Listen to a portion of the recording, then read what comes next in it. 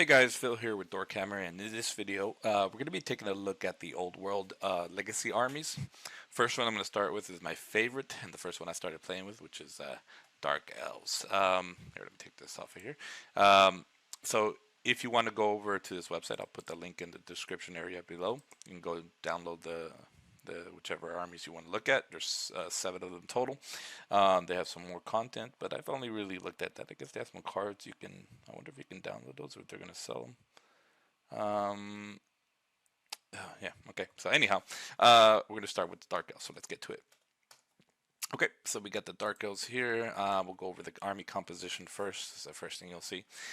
Basically, you can get 50% characters, 1 Dreadlord per 1,000 points, or Supreme Sorceress. Only 1 Cauldron of Blood per 1,000 points. It's taken as a mount for the Death Hag. And then the rest of the points you can use Dark Elf Masters, Sorceresses, High Beast Masters, Death Hags, and Assassins. You can use that up for that. Of course, if you add an amount to any of those guys, that's going to add up to that point. It's going to really get those points adding up. But that's what you kind of want with this version of Warhammer, which I will say is my favorite one. I love Old World. It's fantastic. Just played a couple games, but it's so much fun and so much more balanced. All right. Let's see what else is next. So we have core. So 25% of your army must be spent on core. It's going to be just regular warriors, repeater crossbowmen, Black Ark Corsairs, Dark Riders, and you can take 1 unit of Witch Elves if you, as a core choice, if you have a Death Hag. All right, so and that's just 1. It's not like 1 per 1,000. So, wish it was 1 per 1,000. But okay, next up we have special. So they have some limitations here. We do have executioners, Witch Elves, and Dark Elf Shades and Harpies, which are special. You would get 1 unit of Blackguard per Dark Elf taken, 1 unit of Cold Knights per 1,000 points, 2 Scourge Runner or Cold One Chariots per 1,000 points. So it's going to be one or the other, right? Maybe you can have 1 and 1. And then if you're a general with a High Beast Master, you can take 1 Hydra or Charybdis. I think that's how you say that, as a special choice. So that's pretty cool. And then finally we have Rare, which is 25% of your army you can spend on that. You have Sisters of the Slaughter. I don't remember what they do, to be honest. I haven't used them yet. We have a Bloodrack Shrine, which also I don't really know too much about that either. War Hydras, Charybdis, Bloodrack Medusa's. You can get 1 unit of Doomfire Warlocks per 1,000 points, and 2 Repeater Reaper Bolt Throwers per 1,000 points. So you can take 4 on like that 2,000 point game. 20% Mercenaries if you do that. I don't even know what mercenaries you would get, to be honest.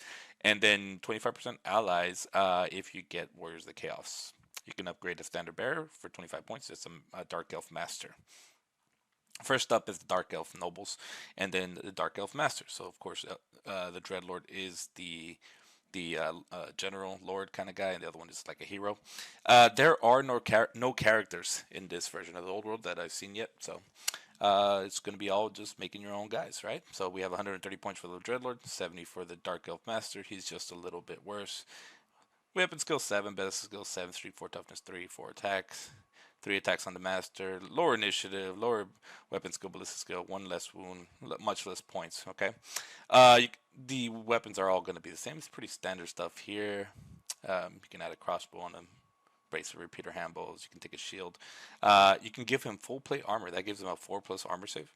And then let's say you give him a shield, it becomes a 3+. And let's say you put him on a cold one, that'll be a 2+ armor save. Or let's say that you go with a dragon or something like that, and then you add a sea dragon cloak, you can get a 2+ armor save against shooting. Or maybe you can add something magical that will give him a 2+ or something like that. I'll tell you what though, you're probably gonna want something that gives you some kind of ward or regeneration. In fact, ward is a little better than regen because regen can be taken away by certain rules. But in this version of Warhammer, it's pretty interesting because you can basically get your armor save, ward save, a regeneration save, and a ward save all at once. So that's a lot more chances to save your guy. And armor is just not the same as it was before. And I think it's in a good way because before you could pretty much get 1-up armor saves left and right, you know.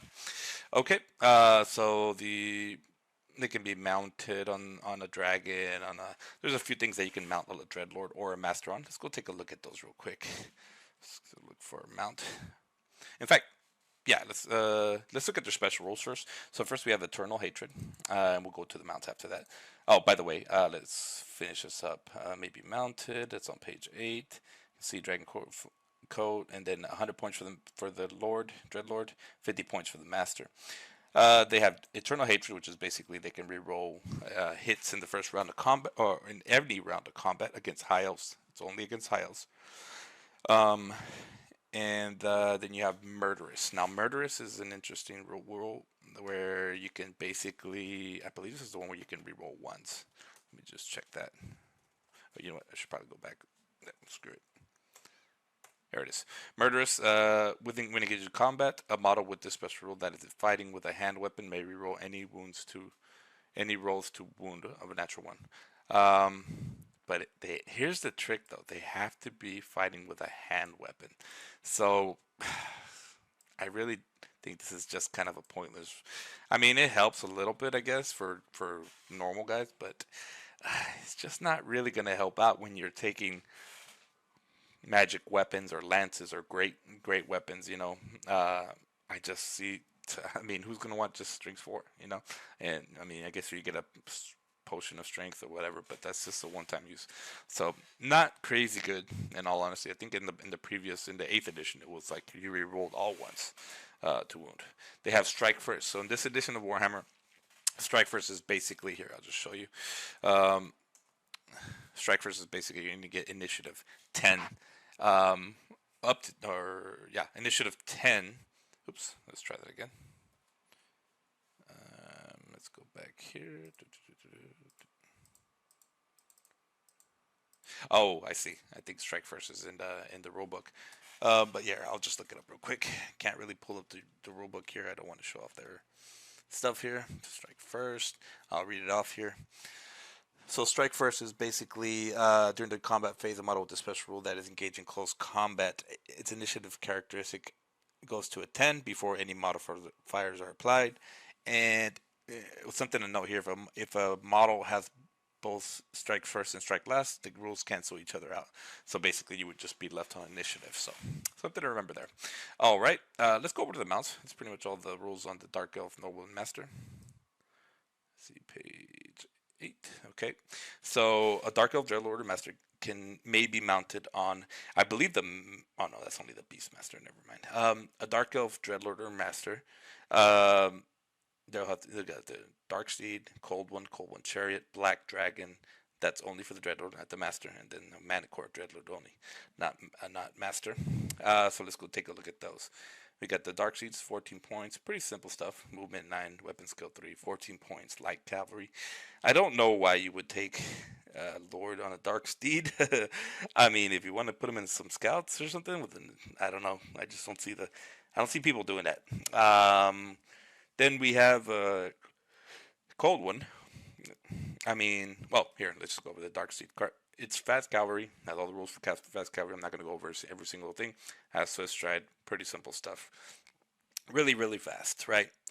Cold One is going to be movement 7, weapon skill 3, but it is strength 4 tough. It adds +1 toughness to your rider, so that's pretty solid. It also has 2 attacks, and that's pretty sweet because the Cold One actually has Armor Bane. Now, Armor Bane in this edition is basically when you roll a 6 on the 2 wound, it adds -1 to the person's armor save. So that's pretty sweet. Anything that's in this edition of Warhammer, you want to get armor piercing wherever you can. That's what it's all about. Because it's not like before. It's not where you have like armor piercing and then you have strength modifying the save. It's not like that anymore. It's just armor piercing. The strength doesn't automatically alter it.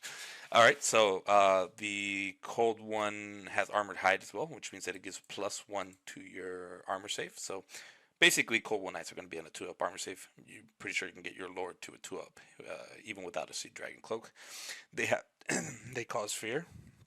They do have first charge. So first charge is interesting. It's basically the first time this unit makes a successful charge, and only the first time. If it does make contact with the target of that charge, it will disrupt them. So that's going to be kind of tough, especially if you're flanking somebody. Even if you're just getting them in the front, I mean, it's going to be scary to have Cold One Knights coming in with fear. That lance bonus of strength 6, and then what else? High weapon skill. 2-up armor save. It's just going to be tough. Cavalry is so much more killy in this edition. It's just so powerful. It is heavy cavalry, which means that you only need 4 knights to make a rank. So it's pretty cool. They do have stupidities, and stupidity is not like it was before. You definitely don't want to be caught stupid because you cannot re-roll that test if I'm not mistaken. They do have Swiss stride as well, so they'll be rolling 3 dice, charging and fleeing and stuff like that.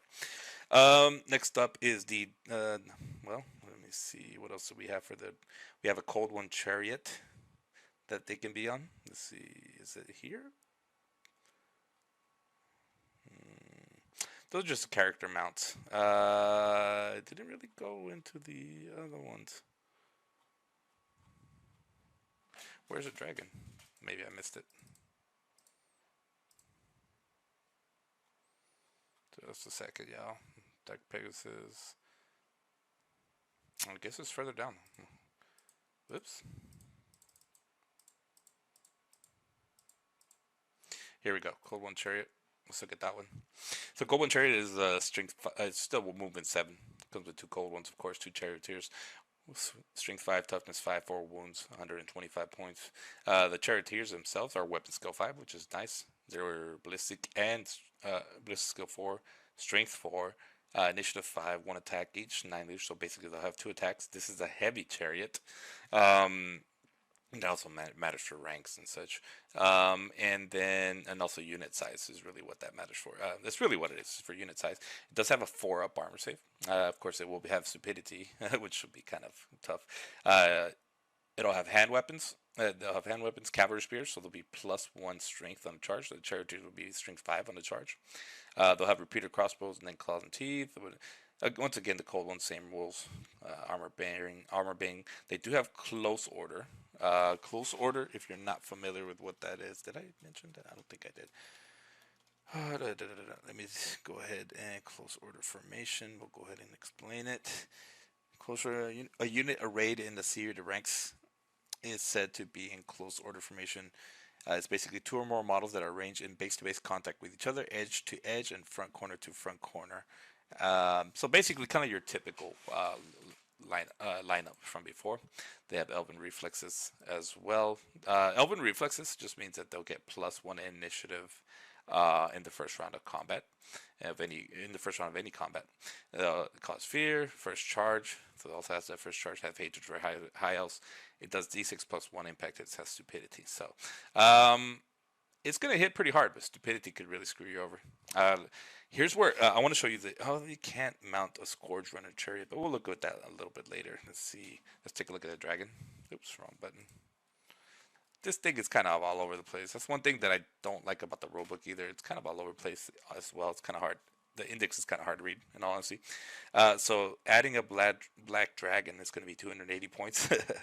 But it's movement 6, weapon skill 6, strength 7, toughness 3.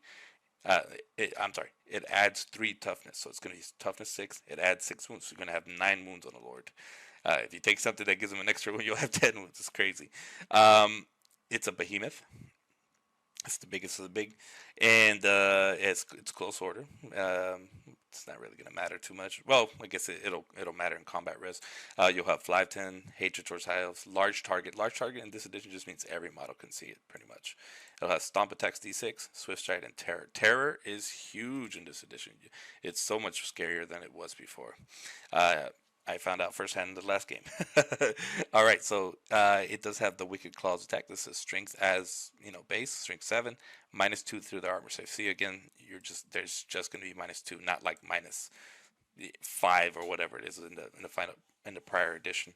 That's one of the attacks. Then you have a serrated maw, which is armor bane 2. That means fixes will add to the armor piercing, and then it does multiple wounds on this attack. In combat, this model must make one of its attack each turn with this weapon. So one attack is going to be with the serrated maw, the other ones will be wicked claws. Now this is where the dragon really shines. This is one of the few dragons, I don't know if there's another one, that has strength 4 for its breath weapon, and there are no armor saves allowed against this weapon, which is great, especially at strength 4. Also, every model in the unit suffers. In until the start of your next sub-turn phase, every model in a unit that suffers one or more unsaved wounds from this weapon suffers a minus 1 to weapon skill to a minimum of 1. So Black Dragon is filthy. It's pretty filthy. It's expensive, but it's filthy. Let's check out the Manticore as well. Now, the Manticore is kind of a risky choice. It's risky because the Manticore can be frenzied. So Manticore's movement 6. Oh, by the way, the dragons fly, of course, so fly 20. Now the Manticores fly 9 actually, or fly 10. I'm sorry. So March 20. The Manticore is a monstrous creature. It's not a behemoth. It adds 1 toughness, so it would be a toughness 4 with a dragon or a master. Plus 4 wounds. All right. And then it has an initiative of 5 for attacks. I mean, it's pretty cheap for 130 points, but that frenzy thing is really going to be kind of a nuisance. So basically, this animal has a 5-up armor suit because its scale skin counts as a 5-up armor. It's going to be. See, I don't know. I guess this is if it's by itself, but I don't think that's going to help your armor save. So Fly 9, large target, has D3 stomp attack, swift stride, terror, willful beast. So during the start of your turn subphase, each turn you must pass a leadership test using its own unmodified leadership. So you're gonna want your lord on here with a good leadership or master, which is 9/10, it's not bad. If the test is passed, a rider is able to keep control of the mount. If not, they have frenzy until the start of the next turn subphase. So that's going to be kind of tough. Then you have the Wicked Claws. It's going to be minus 2 APs, be strength 5. And then you have 1 venomous tail attack is poison attack. Strike first.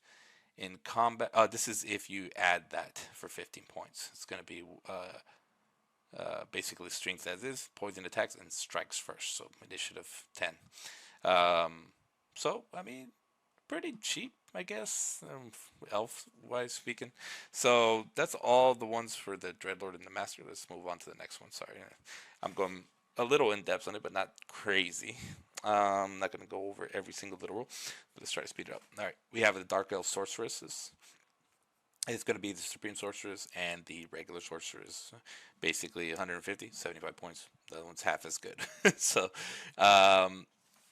level 4s are important in this edition because when you dispel an enemy spell, level 3 or 4, or level 3s and 4s I should say, have a range of 24 inches to dispel, whereas level 1 and 2 only have 18 inches. So you have 2 level 2s, then it's going to be tough. Yeah. So yeah, just something to keep in mind. All right. So the Supreme Sorceress is movement 5, weapon skill 4, ballistic skill 4, strength 3, toughness 3, 3 wounds, 2 attacks. Sorceress is just below that. All right. Now they do have 2 attacks on the Supreme Sorceress, which is kind of cool. That was not the case in the past. You can add.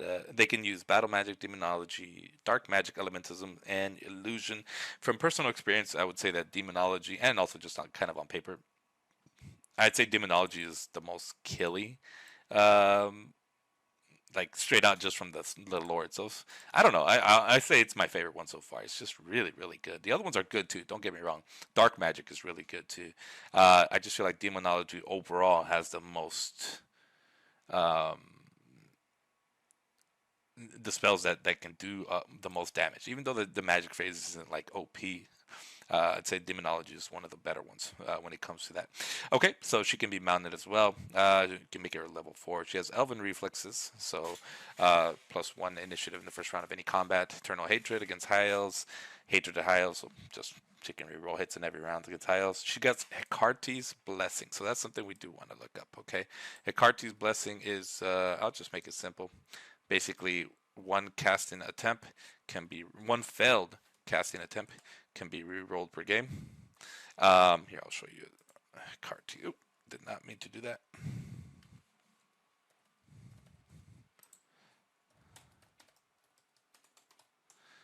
Okay. Once per game, a model with this special may re-roll with a single failed casting attempt. So pretty simple there. Next up, we got is, let's see, Lore of Nagaroth. Let's go check out the Lore of Nagaroth real quick.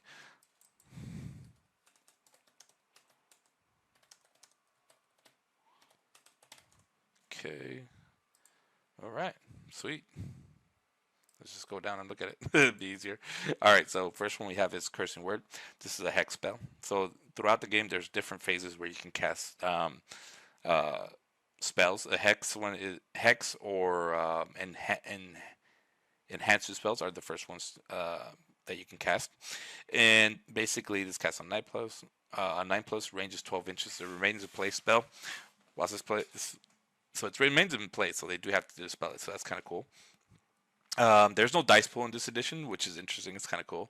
You can cast a lot of spells. A lot of them end up getting dispelled when you get closer, but when you're further away, you do tend to get some of these off. Basically, you can reduce their weapon skill. Let's see. The target enemy, 12 inches, reduces its weapon skill, characteristic, or its ballistic skill, chosen by the wizard, to 1. If the spell is cast, the effects of the hex. If this spell is cast, the effects of any other hex spell cast on the target unit immediately expire, so it doesn't compound. So it just reduces their weapon skill. It's not the biggest thing in the world, but it can come in handy. Now the Black Horror is kind of scary, but it's kind of scary for you and them because it does have an 18-inch range and it does have a 9 plus to cast. Now it is a magical vortex with a 5-inch blast template, 18 inches, and whilst in play, the template is treated as dangerous terrain, so that can be kind of dangerous to begin with.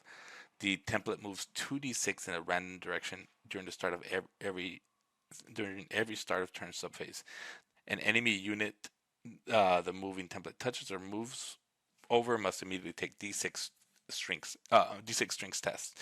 So it doesn't it's not like the whole template, but it's just going to cover more ground, right? So if it touches them, every test that's failed, the unit loses a single wound. So it just means they don't get any save of any kind. So that's kind of cool, especially if, let's say you get to put it on cavalry or something like that. It's going to be very handy. It's going to be something that they're both remains in play, so they do have to be dealt with. This one's and you have to cast a 9, so I don't know. They're both pretty decent spells. Of course, Black Horror is a little bit scarier, but I don't know. I think it can come back and bite you in the ass as well. But I guess that's kind of what Dark Elf stuff is, right? So, okay, so let's go back up. Let's see what else we got. So I mean, you can take a level 2 as well, but I really think a level 4 is going to be where it's at. It's going to be hard. I think. Let's put it this way: if you're playing with a buddy and he says, let's not play with level 4, so that would be a good way to do it. I mean, you can experiment, right? Of course, playing with and without a level 4, see if it's really OP to not have one or whatever. But I'd say in a general basis, it's kind of hard to contend with a level 4 on the other side unless you have something that can snipe out characters, which there is that too. Anyhow, next up is High Beastmasters. They do have weapon skill set. I kind of like the High Beastmaster. They have high weapon skill, high ballistic skill, basically the same as the Lord. Strength 4, toughness 3, initiative 5, a little lower. 3 wounds, 3 attacks, leadership 9, so a little lower, but only 75 points. So you can get, okay, so he's got a hand whip and light armor, so he's got a 6-up armor save, but you could just give him a heavy armor for 3 points. That's a 5-up save. Let's say you put him on a Scourge Runner Chariot. It's going to be now it's a 4-up save. Well, it's going to be a 4-up anyways because of the Chariot. And one thing I'm not sure of is I guess anything else would add to his armor save. I think it will. Maybe y'all can correct me in the comments below if you know otherwise. I'm not sure how that works. So basically, I think that's the case. Yeah, I think it is. So basically, you can put more stuff on him. So let's say we have this is the Chariot, which is a 4-up, and then he has heavy armor. I think that'll give him a 2-up if I'm not mistaken. So if you say you put him on the Scourge Runner Chariot, toughness 4, basically another 4 wounds. I mean, that's 7 wounds. Toughness 4 is pretty decent. Or you could put him on a Manicore. You could put a Sea Dragon Cloak on him as well. And you can put 75 points of magic items on him. So he has a couple of rules here as well. It's Eternal Hatred against High Elves. He has Goad Beast, which is kind of cool. During the command subphase of their turn, this character may go to single friendly unit. Go to single friendly model whose troop type is monster that is within their command range, including their own mount, until the end of the turn. That model gains plus D3 modifier to its attack characteristics. So this can look pretty scary. It's going to be kind of cool. So let's say you have here's how I imagine it. You have let's say you put the High Beastmaster on a cold one on a Scourge Runner chariot, you you or even like a Manicore or whatever, and then you have like let's say a Hydra and a Charybdis side by side, right? And then you just keep advancing them, and they're gonna have plus D3 every round. That's gonna be pretty scary, especially the Hydra got Solid Wound, which helps it determine how many attacks it has. So um, that'd be pretty fun, you know. And I mean, yeah, that'd be cool. So let's go take a look at the. I think we looked at the Manticore already. Let's go look at the Scourge Runner Chariot. Let's check that out. Scourge Runner. I want to show y'all guys. I think this is kind of a cool chariot. I thought it was just gonna kind of be garbage or something, but it really isn't. It's really kind of formidable, and I think it's kind of worth the points. Here, hold on. Let me see something. Maybe clean your army. So points added to its rider. Okay, that's pretty. Okay, so Scourge Runner Chariot has movement 9, strength 4, toughness 4, and for what I remember, I think chariots can march in this edition. It's 85 points. Now the Beastmaster crew is weapon skill 4, ballistic skill 4, so a little bit lower on the weapon skill. They're only strength 3 with 1 attack, initiative 4, leadership 8. It is a light chariot, and it does it as a 5-up armor save. So it's 5-up armor save, sorry, not 4 plus. Now, here's why I think it's cool. It has a Ravager harpoon on it. They do get cavalry spear, so they'll get strength 4 on the charge. Now, that harpoon is kind of cool. So check this out. So it's basically a bolt thrower. It's just 24-inch range, strength 6, AP 3, cumbersome. Now I'll have to look up what cumbersome meant. I think that means that it can't stand and shoot or something like that. I could be wrong about that. Let's see. Cumbersome means that weapons with this build cannot make a stand and shoot reaction. So I was right. Thank goodness. All right. But I mean, that's going to be kind of scary. I mean, you can move with it. Can't march and shoot with anything. But you can move with it and still shoot with it. And it'll be strength 6. So that's kind of scary, especially if you got monsters and such that have to worry about that. Especially if you already have another bolt thrower with 48-inch range. So definitely going to be something to consider. He has Elven Reflexes, so +1 initiative on the first round of any combat. D6 impact hits. It's open order. I forget what open order is. I should know this, by the way, guys. It's a little sad I don't off the top of my head. Let's see. Open order. So open order, I think it's the same as close order, if I'm not mistaken. Close order.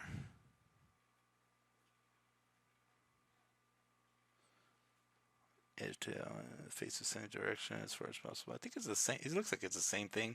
I still get confused on that one, to be honest. But yeah, it just means they're basically close order, open order, same thing. I think it's the same thing. Y'all can correct me in the comments below. I get confused on that one, to be honest. My buddy explains it to me, but I'm still kind of like, eh. All right. So let's move on to the next thing. Next up, we can see. I think we're done with the Beastmaster. Let's go back down here to the Beastmaster. But Beastmasters look kind of fun. I'd say that'd be a cool list to bring in. Then you have Death Hag, 70 points. Weapon skill 6, ballistic skill 6, strength 4, toughness 3, 3 attacks, initiative 7, leadership 8. They have 2 hand weapons. They must take one of the following gifts. Let's see which one's the best. They can be mounted on a Cauldron of Blood. We'll check that out here in a second. And they can have 75 points of magic items. They get Eternal Hatred. Frenzy. Now, here's where Frenzy... Let me just read you what Frenzy says, because Frenzy is a little bit harder to manage, because you have to charge. You don't even get a choice. So Frenzy model has a +1 modifier to its attack characteristics. The modifier does not apply to the model's mount in the case of a cavalry model, to the beast that draw it in case of a chariot, or to its rider in the case of a monster. They're immune to psychology. So basically, they'll pass fear, panic, and terror tests. It has to, if it can declare a charge, it must declare a charge. Yeah. But you can lose Frenzy as well. So, anyways, so let's take a look at the couple of gifts that she can take. We have Cry of War. Enemy units suffer a -1 to the leadership characteristic whilst within the command range. That's 8 inches, since her leadership is 8. That's the command range. Of one or more Death Haggers that have this special rule that are not fleeing. Okay, pretty solid. That's probably going to be the best one, to be honest. Rune of Cain gives them plus D3 attacks, pretty good, but probably would rather have this. And then Witch Brew, you can never lose Frenzy. That's not bad either. So, I mean, either I'll say 1, 2, 3. So Cryo War, Witch Brew, Runecane. That's what I would rank it. Okay, so one last thing to look up is basically the Cauldron of Blood that she can be mounted on. So let's go take a look at that. Cauldron of Blood. Okay. All right. Let's see. Okay, Cauldron of Blood. All right. It's 150 points to add her to a Cauldron of Blood. It's a heavy chariot that matters for unit size and such. Does have a 4-up armor save. Let me see. Does it have anything other than that? Let's see. Close order. So yeah, I mean it helps you when you're with a little bit of combat res. Dragged along. So drag along is an interesting. It's an interesting rule. So basically, if I remember correctly, I'm gonna look it up, but it's when you can put your war machine next to like a unit with it. Okay, so here it is exactly. I'll just, instead of just paraphrasing or what I remember, a model with this special rule that begins its movement within 1 inch of a friendly unit whose troop type is infantry, that is not fleeing, and that contains 10 or more models may replace its movement characteristic with that of the unit. So if you do want to move it, you can use this will help you basically move it. Okay, so that's kind of cool. You can actually move it. Well, basically, then you can take it along with you. It's got Elven Reflexes, so get that initiative bonus. Frenzy, once again, Frenzy is basically, +1 attack, but then you have to charge, mutant psychology, all that stuff. Hatred for high elves, D6 +1 impact hits. Pretty sweet. It is a large target, so everybody can see it. And in fact, here, let me tell you a couple things about large target. There's a couple of different rules that come with it, aside from it just being that everybody can see it. So enemy models never suffer to hit modifiers for full or partial cover when shooting at models with this special rule. So basically everybody can see it, even if it has cover. In addition, a model can draw a line of sight to a model with this special rule over it through other models and vice versa. So basically everybody can see it, and there's no to hit modifiers, period, even if it's covered. So that's kind of rough, but at the same time, monsters in this edition are pretty tough. And monsters and just things with high toughness in general, to be honest. Okay, it does have minus magic resistance 1. So magic resistance 1 means that basically when someone casts a spell on that character or a unit that character's in, well, not necessarily. Well, I guess it would be character because the Death Hag carries this or is mounted on it.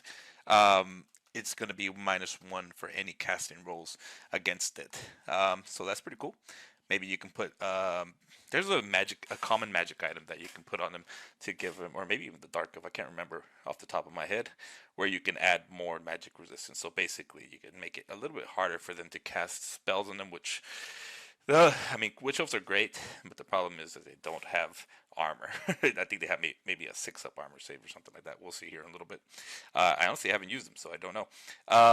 Okay, so they have magic resistance. Once they're murderous, once again, they have that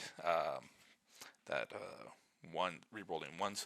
Forgive me if I'm going over stuff over again. This is a different day because I just was taking too long on that video. They do have poison attacks. Poison attacks, basically 6s on the hits to hit rolls is an automatic wound, unless it's too high of a toughness, which you're not going to find too many things that are too high of a toughness, so I won't go into it. And then terror. Terror is just so much better in this edition, guys. I learned it firsthand this last game because terror made 3 units flew for me in all kinds of directions this last game. When I didn't want to flee, first I was going to flee, and then it just made my Supreme Sorcerers and her unit run off the board. By the way, guys, one thing I'll say as well is that I don't know if the bunker, maybe just the way I'm playing is not the right way, but having your level 4, level 2, whatever in a bunker, maybe a level 2 is not so bad, is kind of dangerous. It's kind of dangerous because basically, when you have cavalry being so strong and being able to move so far, they can start targeting those sorcerers.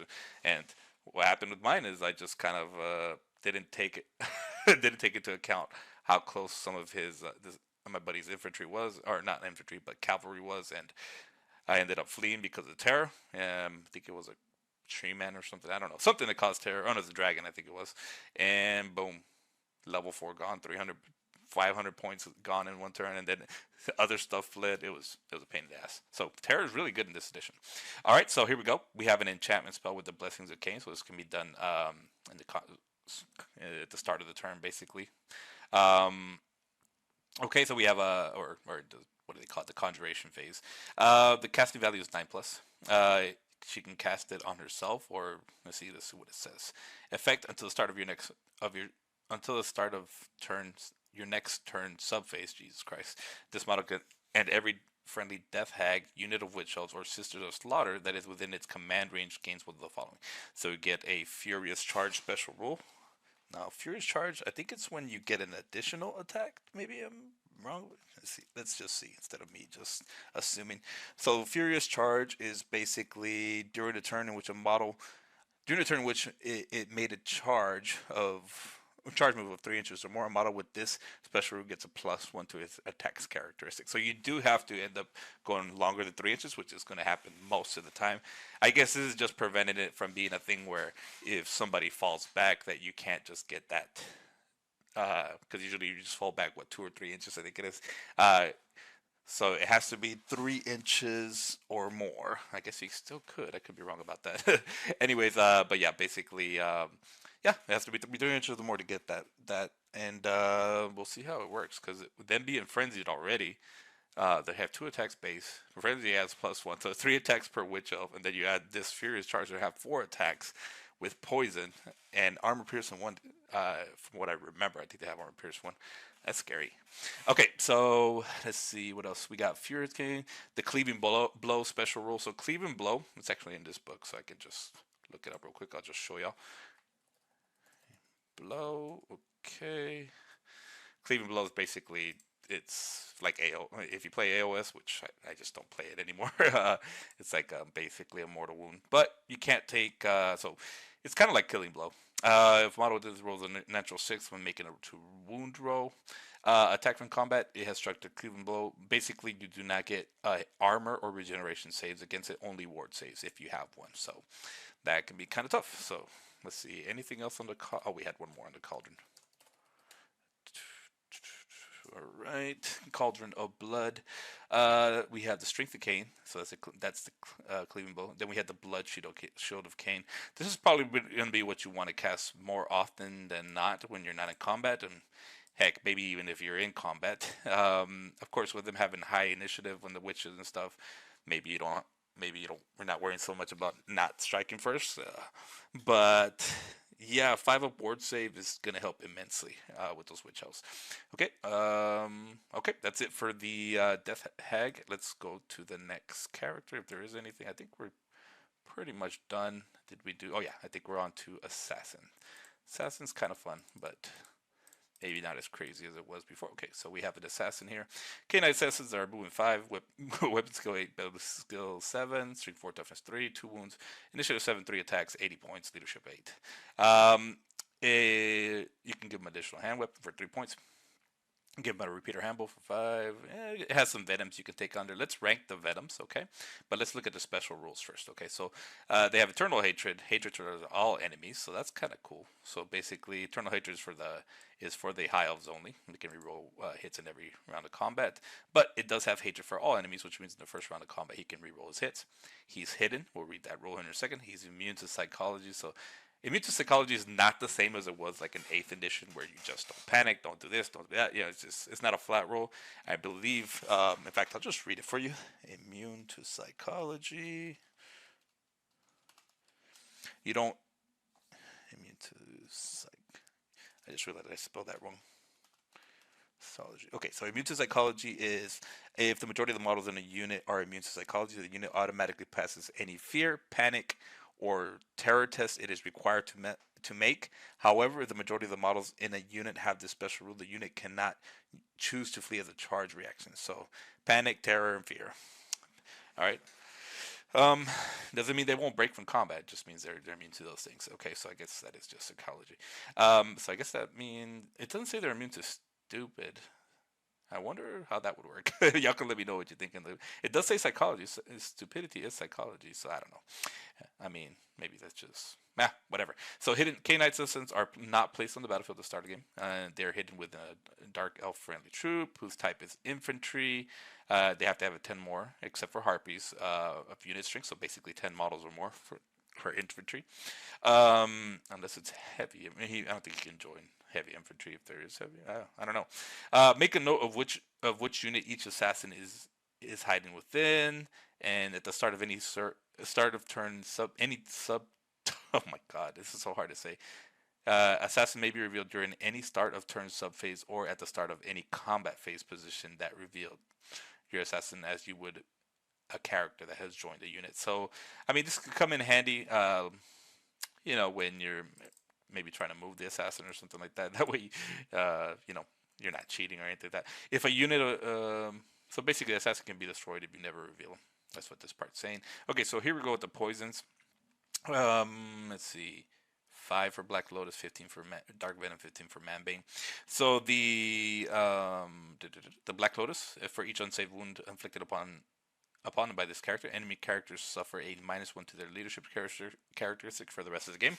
Kind of cool, but I mean, he better be fighting in challenges, and he better be killing mofos. He does have the killing blow, of course. I mean, I would run a. He can only take one of these. I'd probably want that if you're going for a character killer because that is killing blow. Manbane, when this character makes a roll to wound, a roll of a 4+ is always a success. Pretty good, but I'd say if I had to rank it, it'd be 1, 2, 3. But they're not bad. I will say that for 5 points, if you have the points left over, you might as well put it on them. So let's say you're at 1995 on a 2,000 point game, just put it on. It might come in handy. Who knows? Let's see what's next. We're done with assassins. I think we might be done with characters finally. I'm no expert at this stuff, guys. In fact, I don't think I'm even that good of a Warhammer player. But I love playing, and I am absolutely just giddy about playing this friggin' game. I love it so much, and it's just so good, so good. All right, so let's go on to Dark Elf City Guard. These are just going to be your plain Dark Elf warriors. These guys, you can make them hand, weapon, shield. I see no reason to do that. I mean, they're pretty cheap if you do, but I'd rather just give them a spear. I think you would too. They're movement 5, weapon ballistic skill 4, strength 3, toughness 3, 1 wound, leadership 8, 1 attack, 8 points, 5 points for a champion.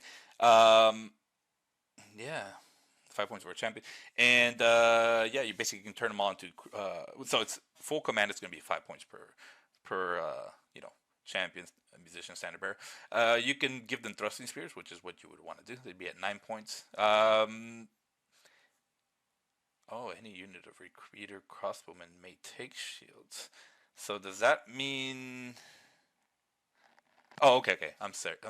So the Dark Elf warriors, they have light armor and shield, so they come with a 5+ armor save, automatically, right? Because of light armor and shield, and then you can add shields to crossbowmen, so they'll have a 5 up armor. They have light armor, and then you can add a shield, so that'll be a 5 up armor save for them as well. You can take one unit with of recruiter crossbowmen. May take shield, but that's +1 per model. Let's see what else. Thrusting spear +1 per model. 0 to 1 points per 1,000 points. You can give them the veteran special rule, and give them a magic standard worth up to 50 points. I mean, I think this veteran special rule is pretty cool. It's not too bad. I believe it's just basically you can reroll all break tests, if I'm not mistaken. Let's double check that. Veteran. Okay. Special rule. So veteran is the majority of the models in a unit have this special rule. The unit may reroll any failed leadership test. Pretty solid. You'll probably want that on maybe not these guys, but I guess if you have a gigantic block of like 30 or 40 of them and they're just kind of a tar pit, you may want to put it on them. I don't know. Just thought. All right. Next up. So nothing too special with them. Let's see. They're close order, which is good for combat, res, elven reflexes, hatred for high elves, martial prowess. Just reroll those. If I remember correctly, I have to reroll the ones I already forgot because it's been a day. I can't type. Martial prowess. And that is basic. Oh, no, no, no. I'm sorry. I had that backwards, guys. Sorry. Martial, or not backwards, but I had it wrong. Martial, that's murderous. When you reroll ones. Martial prowess is when you can make supporting attacks hit flank, rear, and the front. So pretty cool. I mean, that makes sense with the spears and such. So that's going to help you get more attacks. Because in this edition of Warhammer, if they kill your front rank, you don't get any attacks back. So initiative is big, leadership is big. I mean, everything's big. You know, you're probably not going to be getting destroyed in one turn, but you'll get weighted down pretty quick. So next up we have is Black Ark Corsairs. Now Corsairs are moving 5, whip skill 4, ballistic skill 4, steam 3, toughness 3, 1 attack, 11 points per model, so a little pricey. They have hand weapons and light armor, so that's a 6-up armor save. You can give them additional hand weapons for free, and it'll be one or the other. You'll give them either an extra attack, or you'll give them repeater handles, and they'll just keep their 1 attack. So basically, I'm not sure how I would play this. Maybe I would give them the repeater handles. Now the repeater handle, just so you know, if you're thinking about taking these guys, it's a common magic item, so it's not just specific to the Dark Elves. Repeater handle, it has a 12-inch range. It's strength 3, has no AP, but it does have multiple shots, and it has so it's 2 shots. It does have quick shot as well. If I remember quick shot, it just means you don't get a negative modifier to stand and shoot. So basically, if you're right in front of them, you'll get that. So let me see. Short bow, quick shot. Quick shot. Here we go. Quick shot. You don't suffer the -1 hit for. Oh, you don't suffer the -1 to hit modifier for moving and shooting either. In addition, a unit equipped with this. Okay, so you still get the -1 for stand and shoot. A unit equipped with this weapon with this special rule can use them to make a stand and shoot charge reaction, regardless of how close the charging unit is. So it doesn't subtract from your. It doesn't mess with your modifier to hit. But unlike, I think if I'm not mistaken, usually when you stand and shoot, if the unit is within their movement of you or something like that. Here, let me double check because I'm checking a lot of rules right now. Stand and shoot. Let's see. Maybe it's stand and sign and shoot. Yeah, it's something like that, guys. I'm not gonna go too crazy on this, but basically, yeah, I think it's if the charging unit is within their movement of you, or less than their movement range of you. So if they're moving 8, they're cavalry or something like that, then you can't do a stand and shoot. These guys would be able to still stand and shoot even if they're like 1 inch away. So kind of cool. And what's really cool about that is that if I'm not mistaken, I'm not going to look it up. When you do stand and shoot, or when you have somebody charge you and you stand and shoot, that will count towards combat res. So I think that is cool. I think that's something that should have been in the game. So I hadn't really thought about it too much, but I think it's cool. Okay, so it's going to be 6+ per upgrade here when it comes to full command. We have 6 per. It's going to be 18 points. Can take a magic standard of 50 points. They got Elven reflexes. So they get that initiative bonus in the first round of combat. Hatred towards high elves, of course. They move through cover. So move through cover.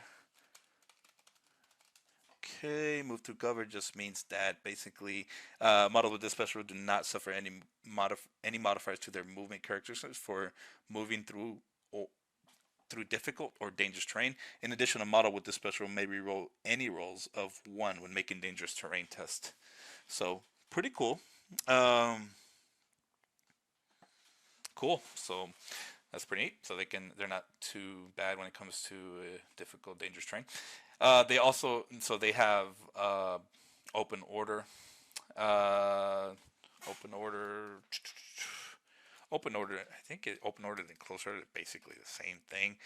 I don't remember off the top of my head if one is better than the other, if they're just the same exact thing. But because I know open order is just when you just rank up your guys up.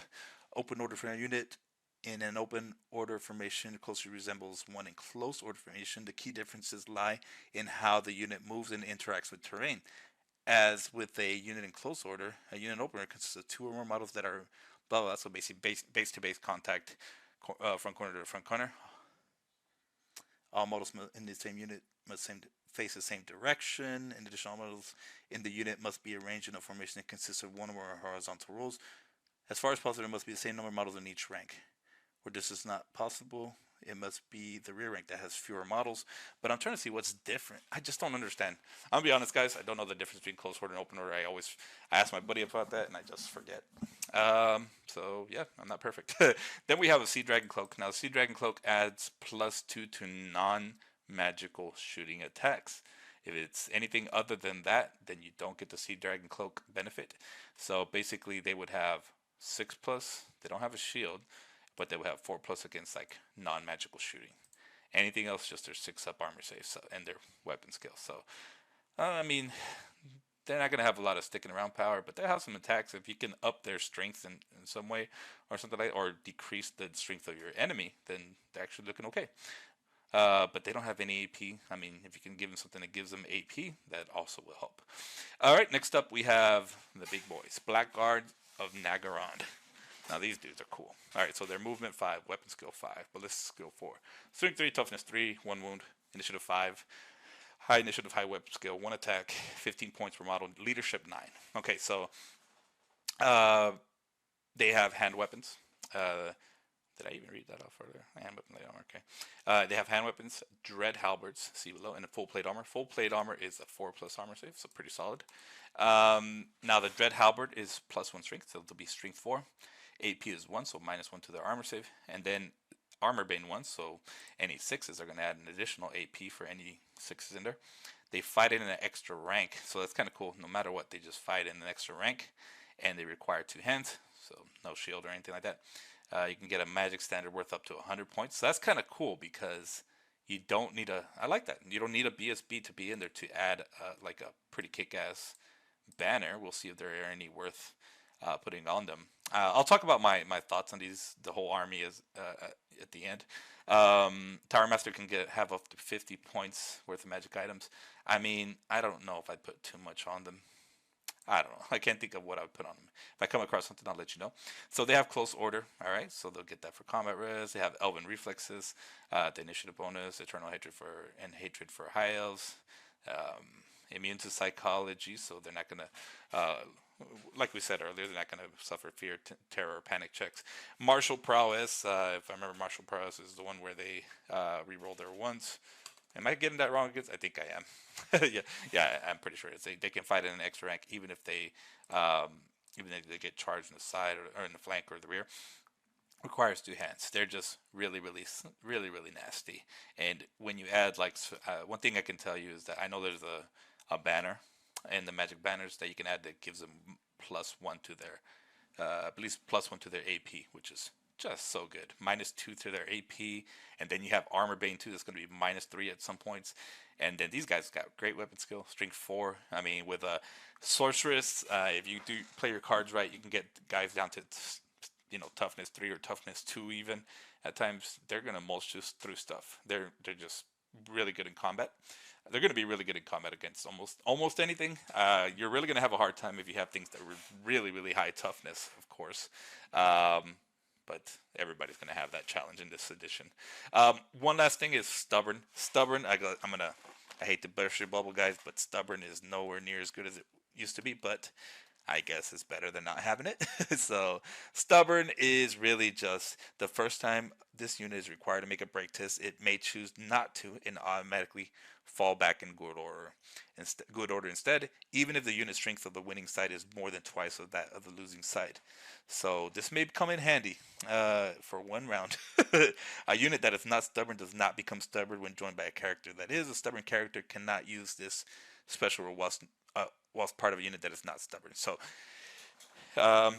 it's going to be pretty good, though. It's going to be a pretty good rule. These guys are costly, but there's a reason why. They're pretty nasty. Next up, we have Harganeth. I thought it was Greneth. I don't know why. Harganeth Executioners. They are movement 5, weapon skill 5, ballistic skill 4, strength 4, toughness 3, 1 wound, initiative 5, 1 attack, leadership 9. Identical to the Blackguard without anything else here. 15 points per model. They have hand weapons. They have Harganeth great swords and heavy armor. And here's where I am just like, I don't understand. I think I told y'all this before about the hand, hand weapon, being able to have that rerolls of 1s with the hand weapon. I just don't see any point to using the hand weapon over a great sword that's going to be a strength 6. You know, they have heavy armor, so they have 5 up armor. So anyway, that's my rant, my small little rant about that. We have 18 points for full command. So we can have the drilled special rule. I don't think we can have that from with the. Oh no, both the blackguard and I missed that, and the executioners can have drilled. So this is kind of an interesting rule. So drilled is basically. I'm just going to read it. Just give me 1 second. So drilled is basically unless it's fleeing, a drilled unit may perform a free redress, the ranks maneuver, immediately before moving. So you could have them in one formation and then put them in another formation. So that's kind of cool. So redress the rank. So I guess you could like move them to the side or something. So it's free. Once this maneuver is complete, a unit moves as normal. In addition, a drilled unit can march whilst within 8 inches of an enemy unit without having first making a leadership test. So pretty cool little rule. I don't know how important it's going to be to have it, but still cool. Maybe it'll be good for. I mean, you won't be able to like get a charge off after doing that, but still. But you know, it might save your bacon if you need to go a different direction. So with these guys, you can have a magic standard up to 50 points only, so not 100 like the blackguard. They're not quite elite enough. Drake Master can have 25 points, so not 50 points like the blackguard champion. These guys are close order. The Elven Reflexes, the Initiative bonus, Hatred to the High Elves, they're Murderous, Veteran. So they're automatically Veteran. That's interesting. You don't have to pay extra for that. I do like that. That's different from the Blackguard. The Blackguards do not have Veteran, but they do have Stubborn, which is, I mean, let's be honest, Veteran is better. That happens they can reroll that every time. Stubborn, they can just reroll their first failed break test. So a little bit different. Let's see what else we got. Next up, we have Dark Elf Shades. Now, I'm going to tell y'all right now, guys, I love Shades. I think they're so cool. I think they're nasty in this edition of Warhammer. And even nastier is that you can put great weapons on them. So cool. Anyways, Shades are Strength 5. Movement 5, Weapon Skill 5, Ballistic Skill 5, Strength 3, Toughness 3, Initiative. 1 wound, Initiative 5, 1 attack, 8 leadership, 15 points per model. So still pretty pricey. You can put a Bloodshade in there for 6 points. Hand weapon and repeater crossbows, they come equipped with them. So you can give them additional hand weapons. So they'll have 2 attacks. You can give them, that's for 1 point per model. You can give them great weapons, which is pretty cool. Of course, they're not going to be disrupting ranks, but I mean, with weapon skill 5, they're going to be a little harder to hit. And you know, if you can use them to flank somebody that hopefully doesn't have something where they can attack in the next supporting rank, that's going to be kind of scary. Now, I don't know if you necessarily want to do that if you don't have great swords, you know. But still, I mean, they're scary. I mean, they're going to be. I mean, they're going to have already initiative 6 on a charge in the first round of combat, and then if you charge a certain amount, I mean, they're going to be hitting first. You know, it doesn't say strike less. It just says they have great weapons. So these guys are pretty nasty. Okay, so they can take light armor for +1 point per model. Maybe that's worth it. You can have a Bloodshade get 25 points for themselves. So 0 to 1 in your army. So you can have the Ambusher special rule. Chariot Runners. I don't remember what Chariot Runners is. Let's check that out real quick. Chariot Runners. Alright, so Chariot Runners are friendly models whose true type is Chariot can draw a line of sight over or through models with this special rule. And can move through friendly units of chariot runners that are in skirmish formation. If the chariot's move would result in ending up on top of the chariot runner, simply nudge the chariot runner aside by the smallest amount possible to make space for the chariot. Whilst in skirmish formation, units of chariot runners can treat friendly chariots that are within 1 inch or more of one or more of the unit's models as part of the unit for purposes of unit coherency. So pretty cool little rule. I don't know if you'll necessarily need that. I honestly would, I mean, they're already scouts. I don't see the point of making them ambushers. I mean, I just don't see it. I'd rather just have them be scouts and have them from turn 1. Because, I mean, with ambushers, if I'm not mistaken, you might not get them at all. You can give the veteran role, so that's going to be expensive. So, I mean, let's say you have some shades with great weapons, 17 points per model. Give them light armor. That's going to be 18 points per model, and then you give them veteran.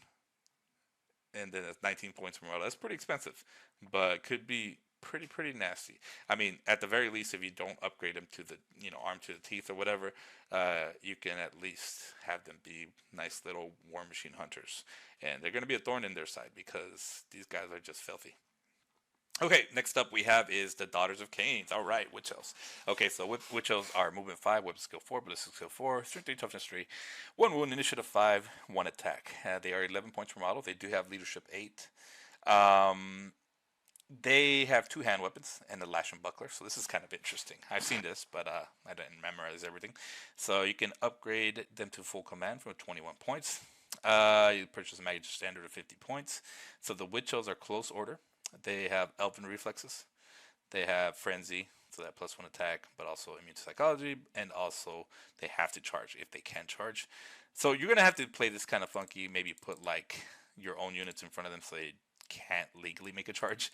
The hatred for high elves. They have horde. So I believe if I'm not mistaken, horde. The horde rule is basically you can only get up to 2 ranks to go to or two plus 2 for ranks when it comes to combat res traditionally, but with the horde, I think they can get up to 3. Let me see, just 1 second. That's really what it is, guys. I'm not even gonna bother, but yeah, that's really what it is. Let's see what's next. So you want to get a good chunk of them with a good what do you call it? Yeah, a good chunk of them because they're going to get shot up. It's just going to happen. Then they have the loner rule. Now, the loner rule just means that they can only be joined by certain characters. So not everybody can join Witch Elves. So loner says a character with this special rule cannot be your general. So that's a character. We mentioned that with the Death Hag. Cannot join a unit without the special rule. So this can only be joined by a Death Hag or any other character that has the loner role. I think only the Death Hag does. But yeah, I don't even think you can put an assassin in there. Wait, the assassin? Assassin's got to be loner. I don't remember who it was, but anyways, so pretty cool. They're murderous, okay, and they have the poisoned attacks. Now the Sisters of Slaughter are a little bit different. Let's see, at least on paper they are. They are movement. See, they have a higher initiative and they have 2 attacks per model. So okay, so the Witch Elves have 2 hand weapons. The Sisters of Slaughter have the lash and buckler. So this is kind of interesting. So they have the Dance of Death. Okay, so if the unit makes a successful charge move, i.e., if the unit makes contact with the charged target, the charged target suffers a -1 to its maximum rank bonus until the end of the combat phase. So they're basically -1 combat res. If you disrupt them, that's even scarier. Lash and Buckler, so this is strength 3 because they're strength 3. It's -1 AP, interesting. And then it has Armor Bane, fight an extra rank, and requires 2 hands. So pretty scary because yeah, that's pretty tough because they're gonna be frenzied. Wait, are they frenzied? Oh, they're not frenzied, but the Witch Elves are. Interesting. I wonder if they're going with the. No, I guess they wouldn't be frenzied. That's all there is to it. They just have 2 attacks base. Okay, so pretty cool. So a model equipped with the Lash and Buckler also gets an armor of, a 6+ armor save. So basic armor valued by 1, 6 up armor save for them. So those ladies are looking a little scary, but I still feel like you have to. Trying to think. I don't know. I feel like they're just gonna get shot the fuck up. So I don't know. That's pretty rough. And I don't. One thing I'm not sure of is, can you put the Sisters of Slaughter with a cauldron of blood, or can you not? I don't know. I'll have to look that up. But let's keep going, just so I don't use up too much time doing this. Next up we have Harpies. So these are gonna be excellent war machine hunters. Movement 5, weapon skill 3, strength 3, toughness 3, 2 attacks each, initiative 5, 11 points per model. Basically, they have 2 attacks, so unit of 5 will have 10 attacks. They fly 10, so they can march 20. They move through cover. We've seen that earlier. They're scouts, so that's kind of nice. I don't think I've seen them be scouts before. They're skirmishers, and they have swift stride. I like the sound of Harpies. It sounds good. I think you should take a unit of 5 of them, or maybe even 2 units of 5 and harass. I would say maybe like something like Harpies and some shades would be kind of filthy. All right, next up we have is Cold One Knights. Now here's where these are the big boys right here, because cavalry is king in this edition. Cavalry and monsters. Cavalry is going to be tough though. So Cold One Knight has weapon skill 5, ballistic skill 4, strength 4, toughness 4. Yikes. So that's good. 1 wound, initiative 5, leadership 9, 31 points per model. So they're pretty pricey. The Cold One itself is movement 7, strength 4, 2 attacks. So these are heavy cavalry, so you only need 4 to make a rank. You need to get at least 5 of them. The Cold One Knights have hand weapons, lances, heavy armor, and shields. So they have heavy armor and shields. That's going to be at the 4+ armor save. You can upgrade everything to full command for 21 points. Magic standard is 50 points. You can get, okay, so this is kind of cool. You can get full plate armor for plus 4 points. I did not see that before. So basically, yeah, you'll probably want to do that. I don't see why you wouldn't do that, because basically that makes it a 4-up armor save, and then you put a shield on or they already have a shield, that's 3-up, and then being on top of a cold one that adds +1 for scaled skin or whatever. It's a armored hide. There you go. So 2-up armor save, knights. Okay, so a couple things here. They have armor bane 1, so basically -1 to AP. This is for the cold one only, okay? They have the armored hide, that's the +1 to your armor save. Close order, so it's going to help with combat res, elven reflexes, for help with initiative. Fear, okay, so this is good. Fear is stronger in this edition. Let me tell you what happens. I believe, if I'm not mistaken, it just reduces them to weapon skill 1 if they fail a test when you charge. Let's see, let's double check, because in 8th edition, fear was kind of like, it was very few and far between where fear actually worked. Here, let me just check here real quick. Let's try looking over here. Fear index. Oh my goodness. Let's try that again. All right. Okay. Where the hell is fear? You gotta love this stupid index. Jeez. All right. Let's try that again. Here, I'm gonna pause it so I don't take up too much time here.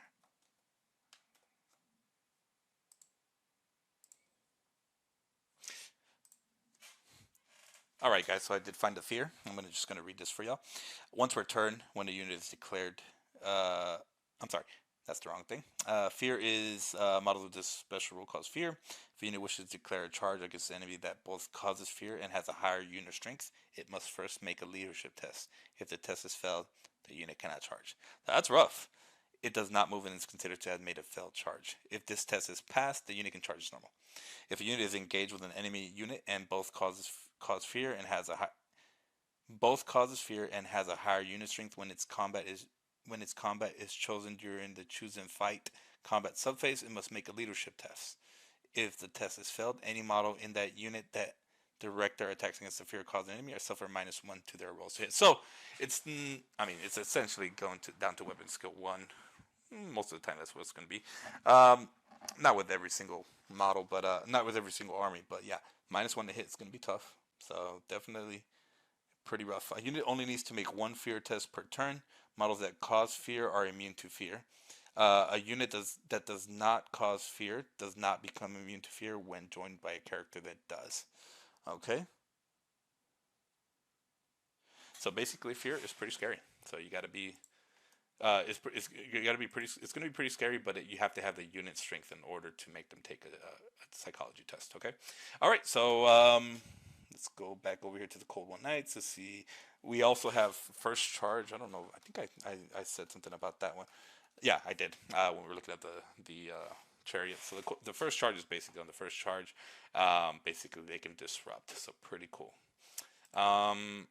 And only on that first charge. If they make contact, they have hatred towards high elves, stupidity, and swift stride. We've already looked up all those. Okay. Next up, we have is Dark Riders. These are movement 9, initiative 4, weapon skill 3, weapon skill 4, ballistic skill 4, leadership 8, 16 points per model.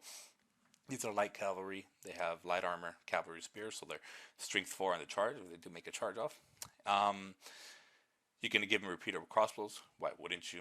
You can give him shields, so basically be at 19 points per model. Probably want to do that. And I would probably give him at least a musician if you're going to be running around. Now you can have the fire and flee special rule, which is kind of interesting. Basically, +1 per point per model. You can fire and then run away, and then automatically rally in the next turn. Um, this is important because I had a unit that ran off the board and they didn't have this and they just kept running and they were gone. They can have the scout special rule, so this is kind of scary too. They can be scouts, and that'll be pretty hard. I mean, not the worst thing, but the enemy will have to think about things there because that's pretty tough. You have elven reflexes in the special rules, fast cavalry, hatred for high elves, open order, nothing crazy there. They have skirmishers rule, so this -1 to hit, and then swift stride. Okay. Next up, we have is the Doomfire Warlocks. These guys are interesting. They're movement 9 on their Dark Seed. The weapon skill 4, strength 4, toughness 3, 1 wound each, and then 1 attack. They are 22 points per model.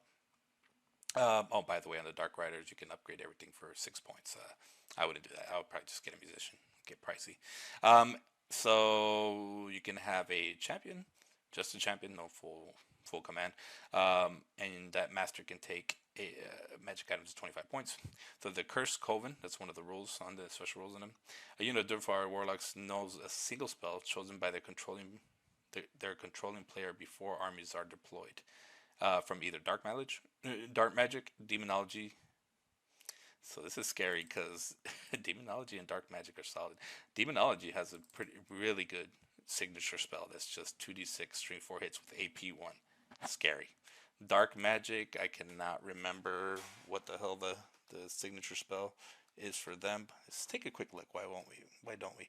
I might do a review of the book later on, guys, of the rule book, but that's probably going to take me some time. So dark magic has Doombolt as a magic missile, 8+ to cast 24-inch range, so good range. You place a small 3-inch blast template so that its central hole is directly over the center of a target enemy unit.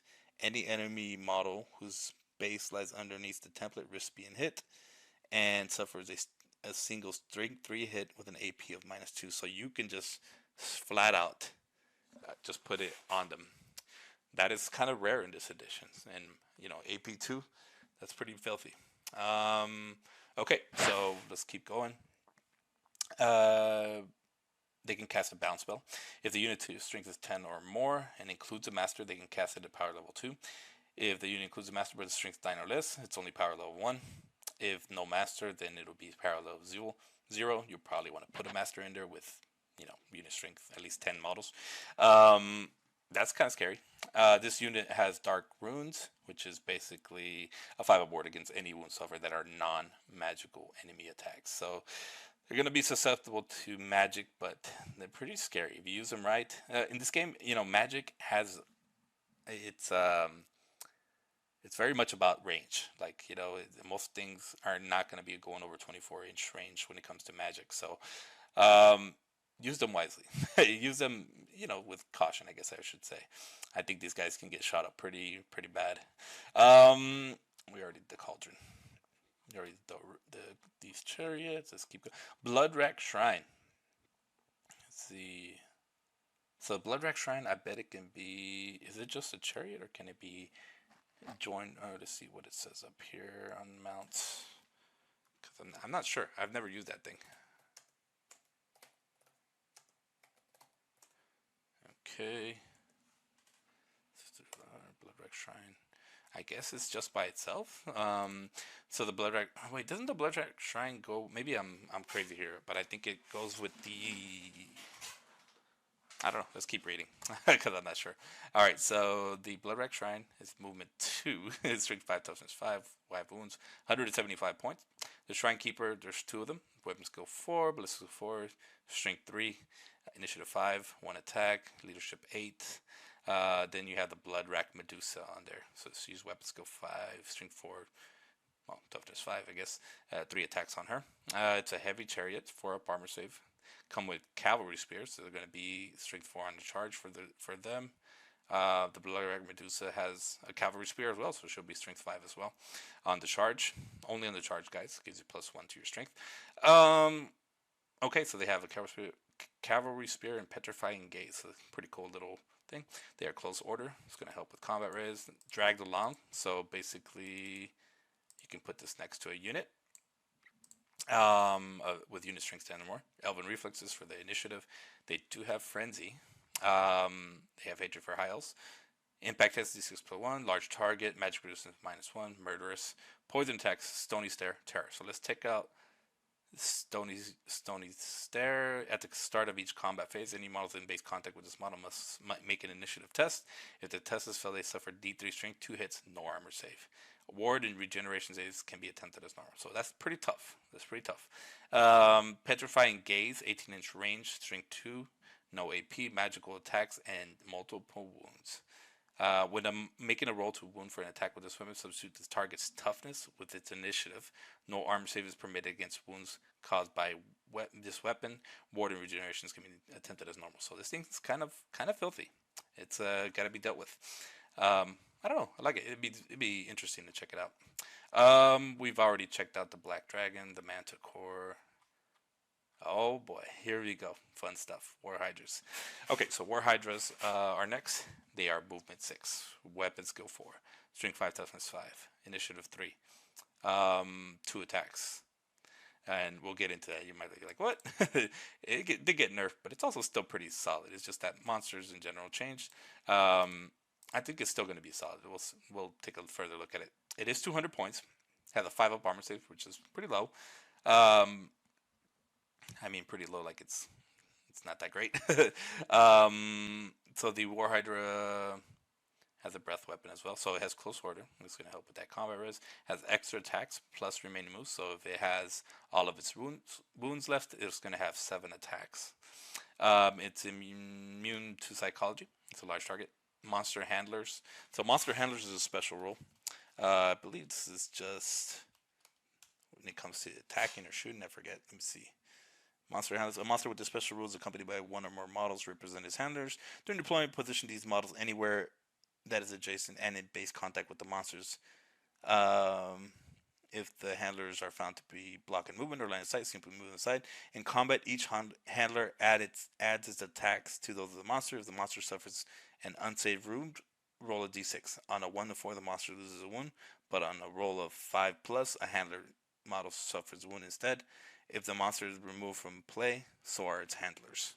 Okay, and I guess if you kill the handlers, then maybe there's a monster reaction test you would have to take. So, okay, so interesting. All right, I wonder how that works with the if a monster suffers an unsafe wound. It just says an unsafe wound, so it could be for shooting as well. Okay, let's check the rest of this out. We have stomp attacks D3. Regeneration 5 plus, so that's good. That's going to be needed. Terror, of course. So it has Wicked Claws. This is -2 AP, strength 5 because the strength of the monster. Has Serrated Mauls. The Serrated Maul is armor bay 1, multiple wounds 2. So pretty cool. In combat, model must make each attack granted by the extra attacks with this special weapon. So this is scary. Because if you have monsters infantry or characters or something and you're getting attacked by a Hydra, that's kind of tough. It's kind of tough because it's gonna, if it still has a good chunk of its wounds remaining, then you could have a dead character or dead guy.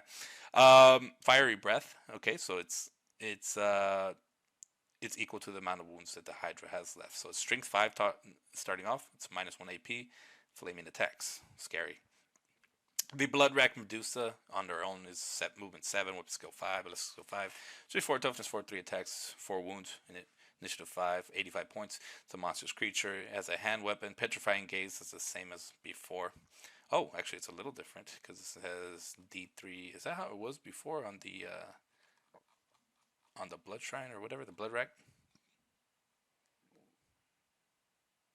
Yep, it is, and it's D3 wounds. That's scary, man. Okay, so it's the same thing as before. Let's go back over here. Okay, so the Blood Rack, Try and Gaze, light armor. So it has a 6 of light armor save. That's it. It's close order, elven reflexes. It does cause fear. It does have frenzy, so it has 4 attacks actually because of the frenzy. You got to be careful about it charging out though. Has hatred for high elves, -1 magic resistance. It's murderous. That's good. It does have the poison attacks, and it has the stony stare, which is that same attack. The starter, so it has that initiative test for any models in base contact, and then it has that petrifying gaze, where you replace the toughness with its initiative. All right, next up is, okay, some more fun stuff, is the Charybdis. However you say that, Charybdis. It's a behemoth as well as the Hydra is. It has a movement 6, weapon skill 5, strength 7, toughness 5, 5 wounds, 3 initiative, 5 attacks, leadership 6. This is it's 195 points, so 5 points less. Has some handlers in there with basic attacks. It has a 5 up armor save. Has a cavernous maw and writhing tentacles. It has the Abyssal Howl, close order municipality. Okay, so let's see the Abyssal Howl first. Whilst within 6 inches of the model, enemy units suffer a -1 modifier to their leadership characteristics to a minimum of 2. It's not cumulative, so it doesn't mean you can have 2 of them. It would just do that. So it has a cavernous maw attack. The cavernous maw strength, well, 7. Jeez. -2 armor piercing, I'm sorry, -2 AP, armor bane 1, and killing blow. Interesting. In addition, this model must make one of its attacks each turn with this weapon. So at least one attack has, or I guess it's just one attack. You can make multiple attacks with this, I guess. But one of them, at least one, has to be with this one. Okay. Then it has its writhing tentacles, which is strength 7, -2 AP, poisoned attacks. Pretty filthy. Next up, I mean, it looks good. Let's let's look at the rest of this. So it has close order. It's gonna help with close combat, immune psychology, large target, monsters and handler roll as well. This one has D3+1 stomp attacks and terror as well. Next up we have is the Reaper Bolt Thrower. It's 80 points, so it's less than it was before. It only has 2 wounds now. It is toughness 6. It basically light armor. They get light armor. The elves get elven reflexes, hatred for high elves, and skirmishers. So, okay, but the Reaper Bolt Thrower, if you're not familiar with how it works, there's 2 ways you can shoot it. It's not. I think it's almost exactly the same as it was before. I would say for the war machines, from what I've seen so far, the Reaper Bolt Thrower is probably one of the better ones. Reaper. Let me spell that right. Okay, so the Reaper Bolt Thrower, you can either shoot it, and with elves, you got pretty good. Come on now, pretty good ballistic skill usually. And I'll pull it up as if I can.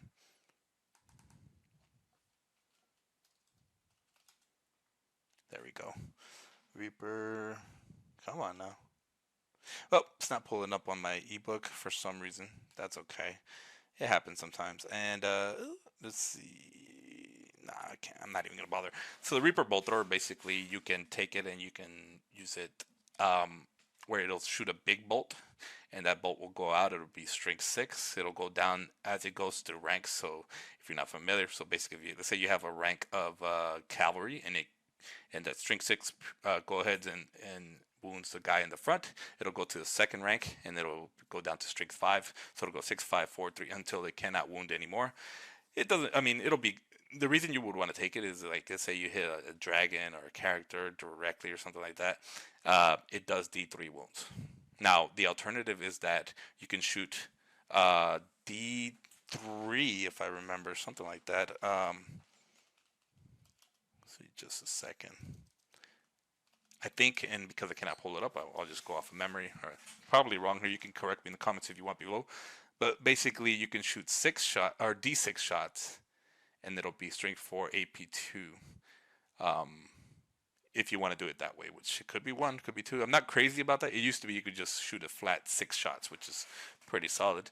But there's still a little bit of there's still a little bit left to chance here. Okay, now we're gonna go to Dark Elf magic items. Okay, magic weapons. We got the Executioner Axe, which is 70 points. It's basically strength as is. -2 AP, has kill blow, magical attacks, and strikes last. When making a roll to wound to wound for a hit caused with the execution rights. A 2+ is always a success, regardless of the target's toughness. That's tough. Now, striking last is risky. Taking this, that's a lot of points to strike last. And if you're attacking something that's not going to be wounding on that, that's high toughness, it's probably going to have a lot of attacks. So I'm not sure how I feel about it, but I would definitely test it out, see how it works. Next up is the Sword of Ruin, 65 points. Basically, it just no armor, ward, or regeneration attacks are permitted against the Sword of Ruin. That is scary. So no AP, but that's because it's just no saves are allowed against it. That is scary as hell. Now it is just at strength 4, but let's say that you pop a strength up. Let's say I like this because let's say you combine it with potion strength of potion or whatever, potion of strength. I don't know what I'm saying. And then you have, let's say, a lord with strength 7, and then they can't take any kind of armor saves, any saves at all against it. That is filthy. So I would say this is very, very scary, but you got to be careful with armor. Next up, we have Life Taker, 35 point. I know it's a bow and arrow or whatever. Repeater crossbow. It's 24 inch range, strength 3, -1 AP. It does have armor bane 1, so you can get a further AP on that. Magical attacks, so it is going to affect things that can be affected by that. There's other similar models that they'll get like a ward save against non-magical shooting attacks, so this will be good against those kind of things. It does have poison attacks, and it's D3 + 1 shots, so not bad. The Whip of Agony. Now, I've been reading this over, and I like the look of this. I think this is a pretty filthy little inexpensive item. Check this out. So it's 30 points, and basically you get +1 strength. So let's say you put it on a lord or a hero that's strength 5, -1 AP, magical attacks, strikes first, so you get initiative 10, and then I see. I thought you could take it on anybody. You take it on the high Beastmaster. I would, So basically, any enemy model that suffers 1 or more unsaved wounds from the Whip of Agony suffers a -1 to their toughness characteristics, minimum of 1 for the remainder of the game. That is pretty freaking cool. I'm not gonna lie, so you're gonna have a high Beastmaster with strength 5, and you're going to be reducing stuff to, mostly toughness 3 or toughness 4. That's tough. I like it. I think it's a very good item, and you could put it on a 75 point Beastmaster, whatever. Maybe it'll be 100 after you modify it and stuff. But put him on a dragon, or you can't do a dragon, but a manticore or a cold one chariot. It's gonna look kind of mean. I think out of all of these, I'd say the Whip of Agony is probably my favorite, but limited to only being able to take it on the Beastmaster, which is a bummer, but that's okay. Beastmasters seem kind of cool in this edition, especially if you're going to bring a bunch of monsters, which I think I would want to try. So magic armors next. We have the Shield of Gron, 40 points. The Shield of Gron is the shield. In addition, all attacks directed against the bearer suffer -1 to their strength characteristics. So that's pretty tough. It's a little pricey if you ask me, but it might be worth taking. Yeah, I'm not sure. If it was, I guess that's about right. 40 points. That's decent. I don't know if I would take it. I'd try it, but I don't think it's a staple. Blood armor, 30 point item. I would say something like the Whip of Agony, the staple for high beast masters. In contrast, I think you have to take that. The blood armor is a pseudo armor that gives the wearer a 5+ armor save. Each unsaved wound the wearer inflicts, the armor save is improved by 1 to a maximum of 2+. That just sounds kind of chancy, guys. I'm gonna be honest. If you do get it, maybe you want to, pair it up with a ward save. Hopefully you make. You're gonna make sure you pair it with a good something that does wounds. So maybe I don't know. I'm thinking here. Maybe you put on a cold one lord or hero or something like that, and give them a 5+ armor save. You add a shield, and then the maybe you give them a 3+ armor save when it's all said and done with the cold one. I don't know. I don't know how I feel about that. See, there's some questions about it, but it's not super expensive, so I guess it's okay on that. Now next we are. Oh wait, are we done with that? Yeah, we are. Next we have is talismans. Now before, I don't know if y'all know these guys. Back in the day, the Pendant of Kalis was just one of the most OP items in the game because basically it was a 2-up ward save. It's crazy because like so in the past, basically you could have a lord with a 1-up armor save, so it's hard to penetrate that armor. And even if you did before with the Pendant of Caliph, however you pronounce that, it was better against high strength attacks. So if you didn't get your initial armor save, which used to like make your regular armor save worse because of high strength, then you would get the ward save, which went up. So if you had a strength 10 attack, you would get a 2-up ward against it. Maybe you wouldn't get an armor save, but you get a 2-up ward. So it was so OP. It really was. Okay, so the Pinnacle gives them a 5+ ward save against any wounds suffered that were caused by an attack with a strength 4 or lower. So pretty good. And then a ward save, 4-up ward save against anything that's strength 5 or higher. So pretty simple. I think it's pretty good because you're probably going to have a pretty good armor save with your lord or master, and then you'll have a 5-up ward save, to back that up, and then 4-up ward against high strength attacks, which is solid, and without having to pay 70 points for just the static 4-up ward save. I think it's solid. I think that's probably the ward save you put on your guys, since you probably want something killy. Yeah, not bad. Or I say not bad. I think it's pretty darn good. The Pearl of Infinite Bleakness is 15 points. Any unit they joined have immune to psychology. That's not bad for 15 points. I don't know when I'd use it, but it's not bad. Next up, we have his Banner of Nagarai, 65 points. The unit carrying this has a stubborn special roll. In addition, when calculating his combat result, it gains +1. So, I mean, you just get a static +1, so I guess that's good because every combat res point is really, really helpful. I just think it's super expensive for just one reroll or one ignoring one break test or whatever. Stubborn is just not nearly as good. I don't love it on paper, but who knows? Maybe that one time it saves you is worth it. Standard of Slaughter, 40 points. This is probably no.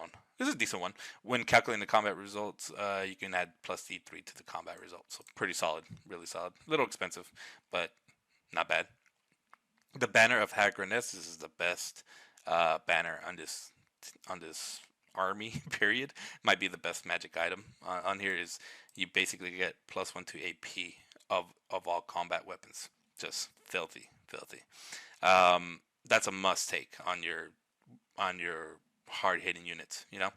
Whether I think whether it's your Cold One Knights, or your Blackguard, your Executioners, whatever it is, maybe even your Witch Elves. You want to take that. Now this is also something that's interesting. Well, maybe not Cold One Knights because I think like you put this on maybe like your elite infantry units, like Blackguard, and then you put this one on your Cold One Knights because it's a single use. But basically, you get cold-blooded. Lizardman's cold-blooded. You get an extra D6 when rolling your break test. That no, when making any test against leadership characteristics, instead including break test. So let's say you fail one stupidity test. Maybe this can save your bacon. It's worth those 20 points for a unit that's probably going to be in the 400 or 500 point range. So I would probably put it on those Cold One Knights. So pretty decent. I just wish it was more than once, but of course, beggars can't be choosers. Next up, we have enchanted items. We have the Black Dragon at 35 points. This is such a cool little item. Single use during the command subphase of their turn. The bearer can consume the dragon egg. Basically, they're going to get toughness 6. So they're going to get the noxious breath for one turn. So let's say you put this on your sorcerers or something before she dies. You can go out like a G, so that'd be kind of cool, and hopefully you can get that breath weapon off because that's just with the Black Dragon weapon. It's strength 4, no armor saves, just filthy. Next up is the Hydra's Tooth, 30 points. This is an interesting item, pretty cool. You might put this on like an assassin or something like that. So basically, it's 9-inch range. It's the strength as the bearer, -3 AP. Now you probably want to put this on some kind of you can only put it like on a lord or something, or I guess you could put it on some of your champions, which could be kind of scary. So basically, magical attacks. It's move and shoot. It's quick shot. You can't shoot it on the charge, but let's say you get right in range where you're going to be charged. This is kind of filthy. It's 30 points, and check this out. You can target a specific model within within the target unit, such as a champion or a character. Filthy. I think it's very short range, but it could be pretty fun. I don't know if this is necessarily something I would bank on, but it's pretty cool. I would definitely try it out. The guiding eye. So single use. The bearer of the guiding eye. Any unit they have joined may reroll failed rolls to hit made during the shooting phase. So just a unit that they're in. Okay, so not bad. It's like casting a pretty good spell when you need it. It's just automatic. Might be worth it because one good round of shooting maybe might change the game for you. Who knows? Black Staff, 55 points. The bearer of the Black Staff may use it when attempting to cast a spell. If they do so, they roll an extra d6 and discarding the lowest result. However, double ones equals a miscast.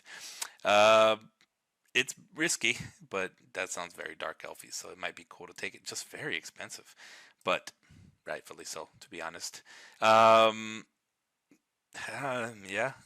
I don't know. I think you take it, and if you get it off, then shit. I mean, nowadays miscasts aren't quite as crazy as before. It might be worth it. It might be worth it, I think. Focus familiar. Single use. The owner of the focus is 10 points. That's 55 points for the Black Staff. 10 points for focus familiar. You can use it when attempting to cast a spell. Place a marker such as a familiar model within 12 inches of the owner. The range and all effects of the spell are measured from this marker rather than the owner. If the spell requires a line of sight, this is determined from the marker, which has 360 vision arcs. That is pretty damn cool.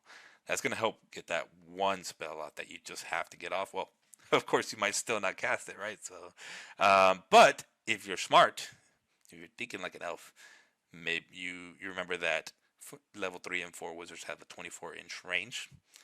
Now, this is assuming they don't have a Dispel Scroll. I don't think even Dispel Scrolls are the same as they were before. It's not automatic or some shit like that. Let's see, Dispel Scroll. In fact, let's see if it'll pull it up. So let's say Dispel Scroll, single use. So if they use a Dispel Scroll, roll an extra d6 when making the Dispel and discard the lowest result. However, double one is still a miscast, so it's not as good as it used to be. So it's not automatic. So, I mean, this could be pretty tough. I think this could really... It's very situational, but you come into situational points at all points in every game. Now, out of all of these, I would say this one, I mean, the one I'm about to read is probably the best one for its points and for what it does. Told me if you're on 15 points, basically the bearer knows one more spell than what they have. So you're gonna have a wizard with 5 spells. It's just so damn good. I mean, just points wise, and I mean, this is so underpriced. It's just so good. I mean, just filthy. I think that's aside from that one banner. I would say I'd say the banners and this one are on the same level. Just really good. Okay, we've come to the end. Now we have the last thing we have is just the lore of Nagaroth. Did I read this? I don't remember if I read this. I don't think I did. Let's read it anyways. So the cursing words, a hex, 9+ to cast, 12-inch range, remains in play. Basically, the target enemy unit reduces either its weapon skill or ballistic skill chosen by the casting wizard to 1. If the spell is cast, the effects of the hex previously cast on the target unit may immediately expire. So it both remains in play spells. So that's pretty filthy, but it's very short range. But could really come in handy. And with something like the focus familiar, maybe you have 24-inch range. That's really going to be ugly. If it works, of course, because it's just single use. Now, the magical vortex, the black horror, is 9+ to cast. Yeah, I did mention this one because it basically, at least I think I did. I'll read it again. It's a remains in play, 5-inch large blast template. You put it within 18 inches of the caster. Whilst in play, the template is treated as dangerous terrain. The template moves 2d6 in a random direction every start of the subturn phase. Every start of turn subphase. Any enemy unit that the moving template touches immediately takes d6 strength test. Each test that is failed loses a single wound. So pretty scary and pretty big. But of course, that might come back and bite you in the ass because that can hit your guys too. So let me know what y'all think. Well, I'll tell you what. I'll give y'all some final things, guys. I think before I let y'all go, I think this is. I think the Dark Elves are decent. I wouldn't say they're the best army, but they're not bad. They're not. I think they could fight up there with the best of them, and do decent. I wouldn't say they're anything's OP. I'd say they're pretty balanced. They're pretty balanced, and they got some pretty good stuff. They have two, like, I don't even know, like, just I mean, what do you call it? No-brainer items. So Tomi of Furium in the banner of the Hagreneth banner. Those are just, you gotta take them.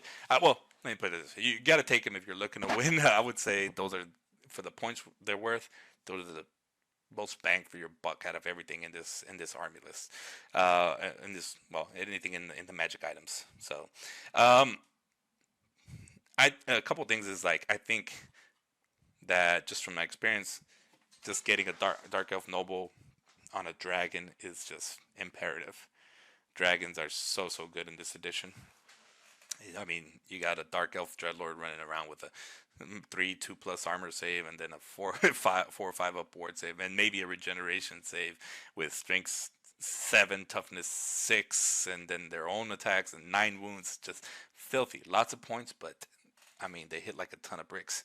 And then they have a breath weapon, especially with Dark Elves. They have a strength 4 breath weapon. I mean, cavalry is going to be key. I think it would be fun. I was actually thinking that a Beastmaster might be kind of cool to take as your general. Give him that Whip of Agony. You put him on maybe like a Manticore, so you can get the general's range. You give him that Whip of Agony. You put him. You get that gold beast thing, and then you bring a Hydra and a Charybdis, and then basically you'll have this gold beast rule where they get plus D3 to their attack, and just kind of just advance up the field, and just have a lot of things just helping that that little trifecta of toughness on the side, because they're all toughness 5. The Manticore, the Hydra, the or to put them on a chariot, that could work as well. But either way, the only thing I would worry about the chariot is that you suffer stupidity. But what you could do with the Lord is, maybe you can block yourself from having to charge with the frenzy on a Manticore if you have the Hydra and the Charybdis in front of you. So yeah, I think that could be kind of scary. And they're immune to psychology, so they won't panic or anything like that. But they'll take up some shots and stuff like that. But it's just gonna be scary. I think Dark Elves are cool. I think they're really fun. Of course, I'm super biased because I love Dark Elves, but I wasn't disappointed by this army list. I think it's pretty playable. So, all right, let me know what y'all think about Dark Elves, and let me know what army you would want me to review next. I might just do that. So, thanks for watching, and don't forget to subscribe. And like I said, I'll leave a link to the Legacy Armies list, where you can go check them out for yourself, in the description area below. Take it easy, guys. Subscribe.